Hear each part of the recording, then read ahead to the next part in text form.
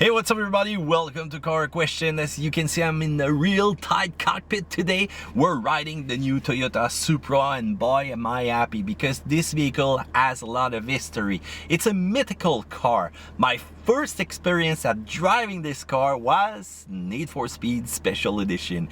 I went crazy on those cars when you can see the trailer, where you can see the vehicle sliding, accelerating, and once you get into that Supra, you know it meant business. I had the chance to drive a 1994, 1995 version. Those were not the quickest one, but still you could see that it was a real amazing car.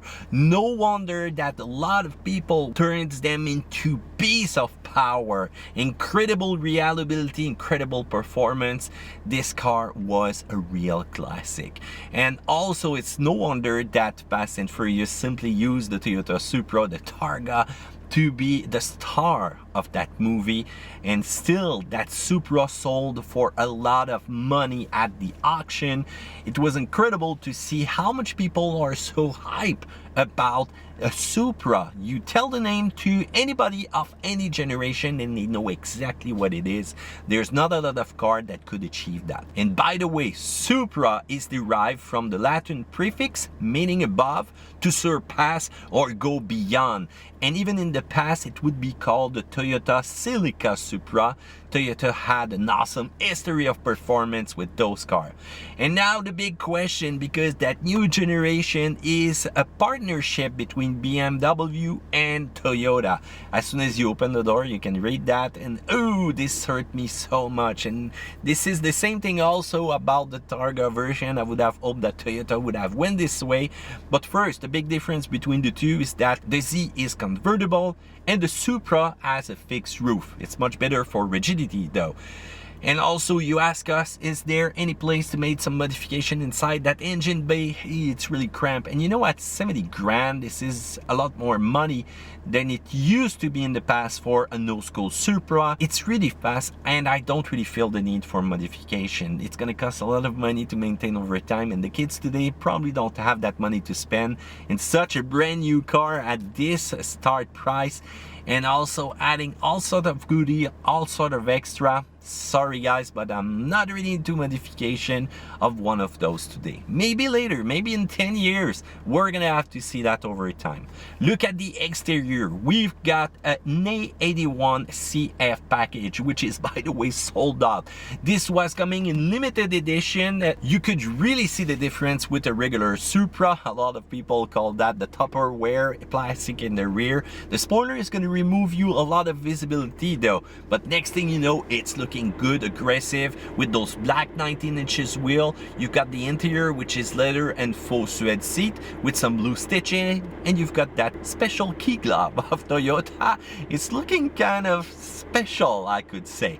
You got also a one problem though with the trunk, with that spoiler on. As soon as you press the button right here in the door, you open the door, you close your door, you tend to go to your trunk. Next thing you know, it won't open because you've got that kind of movement as soon as you close the door, which is gonna lock it. So use your key fob.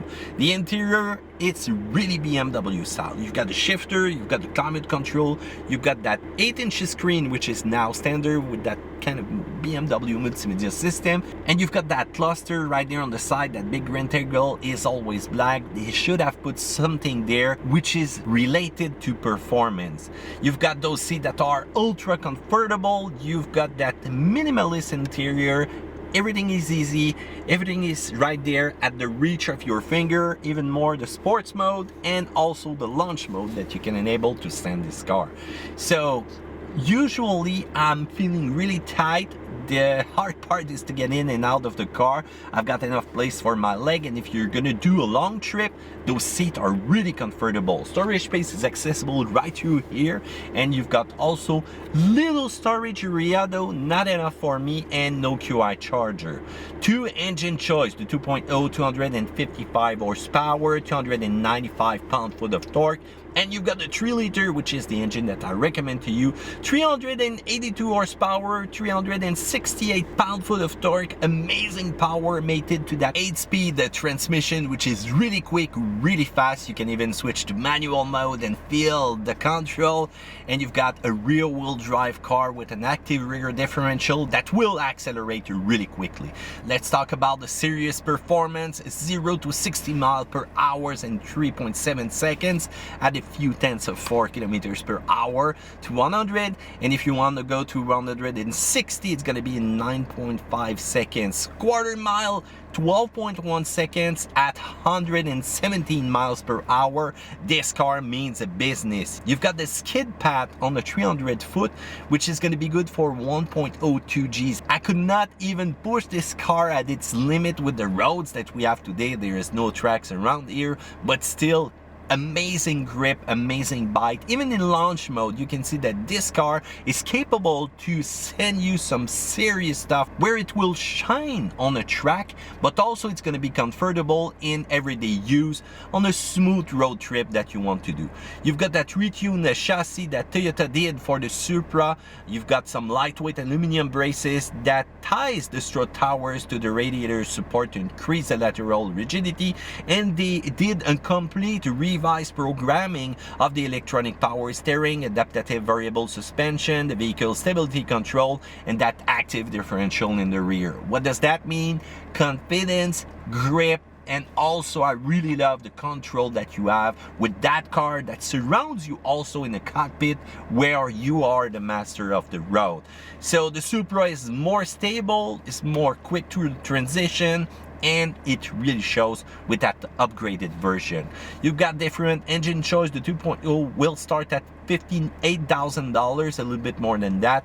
The 3.0, the version that I recommend to you, you're gonna have to spend $70,000 Canadians on it.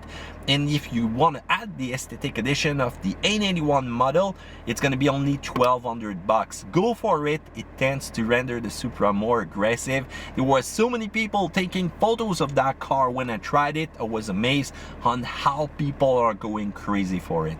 If you want to compare the BMW Z4 Price, you're gonna have to spend $10,000 more to get the equivalent. But now the big question, fixed roof or convertible? I like the rigidity of a fixed roof, but I can't wonder to hope for a Targa Supra.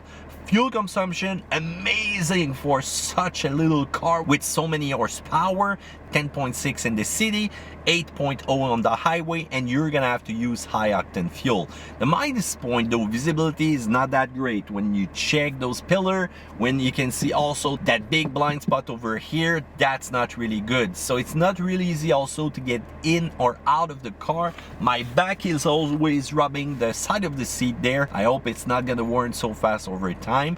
And you've got also the lack of little storage. Jesus is asking for a manual transmission in the Targa version. I'm sending my prayer today for that, and I cannot wait to see what the Supra will reserve us for its future version.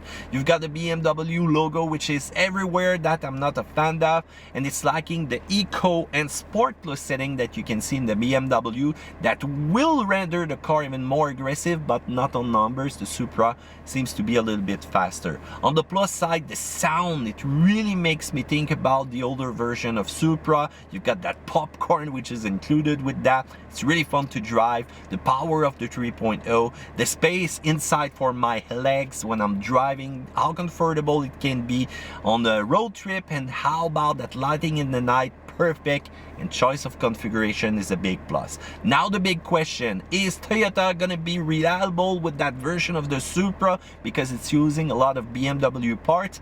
For now, that engine seems to be bulletproof, but it's gonna have to be seen over time how it will be and how much money you're gonna have to spend for maintenance. For that price, for that mythical history of the Supra, for that performance, this car is an incredible choice. So you go for it. Thumbs up, subscribe, see ya another time.